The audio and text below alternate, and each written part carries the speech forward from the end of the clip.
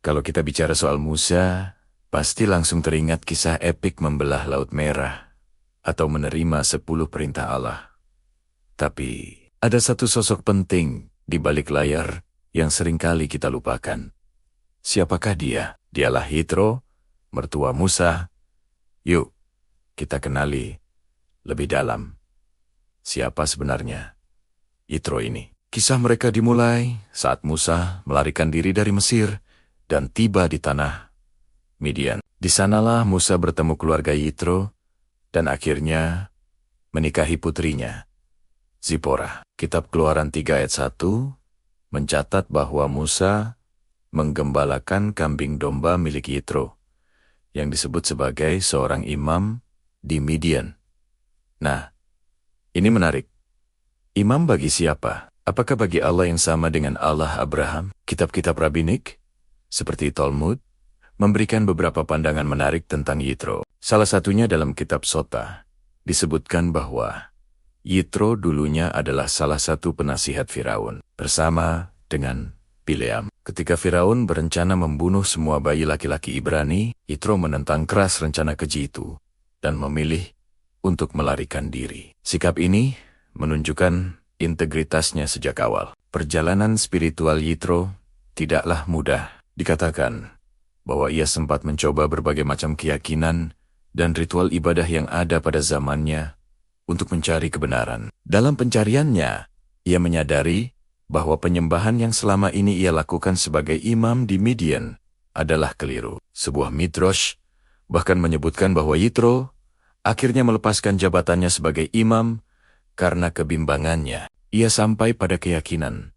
bahwa ada satu Allah yang sejati. Keputusan Yitro untuk bertobat ini terjadi bahkan sebelum Musa datang ke Midian. Mungkin inilah alasan mengapa Yitro begitu terbuka dan bahkan mengizinkan Musa kembali ke Mesir untuk memimpin bangsanya beribadah kepada Tuhan.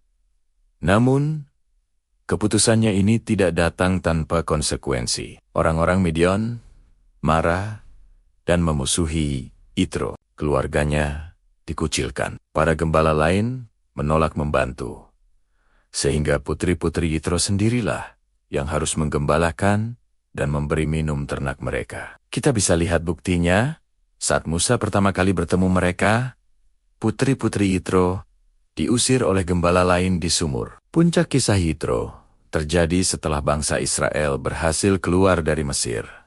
Yitro datang mengunjungi Musa di padang gurun. Musa pun menceritakan semua keajaiban dan mukjizat yang Tuhan lakukan untuk menyelamatkan bangsa Israel. Mendengar semua itu, hati Yitro dipenuhi sukacita. Ia tidak hanya percaya, tetapi ia juga memuji dan menyembah Allah Israel. Ia berkata, "Sekarang aku tahu bahwa Tuhan lebih besar dari segala Allah." Di momen inilah kita melihat kebijaksanaan Yitro bersinar. Ia melihat Musa kewalahan mengurus semua perkara bangsa Israel sendirian, dari pagi sampai malam. Dengan bijak, Yitro memberikan nasihat yang sangat praktis dan brilian. Ia menyarankan Musa untuk mendelegasikan tugas, mengangkat pemimpin-pemimpin atas 1.150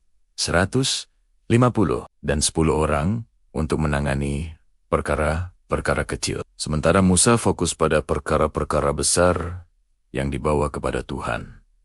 Nasihat ini tidak hanya meringankan beban Musa, tetapi juga membangun struktur kepemimpinan yang efektif bagi bangsa Israel. Jadi, meskipun Yitro bukan tokoh utama, perannya sangat krusial. Ia adalah contoh seorang pencari kebenaran yang berani meninggalkan keyakinan lamanya, seorang mertua yang suportif, dan seorang penasihat yang bijaksana. Dari Yitro, kita belajar tentang pentingnya kerendahan hati untuk mengakui kebenaran, keberanian untuk berubah, dan kebijaksanaan untuk saling membantu dalam kepemimpinan. Kisahnya mengingatkan kita bahwa seringkali orang-orang di sekitar kitalah yang Tuhan pakai untuk membentuk dan menolong kita menjadi pribadi yang lebih baik. Mari kita teladani semangat Yitro dalam mencari Allah yang benar dan kudus. Kiranya hidup kita juga menjadi kesaksian akan kebesaran Tuhan Yesus Kristus, yang layak kita sembah dan muliakan.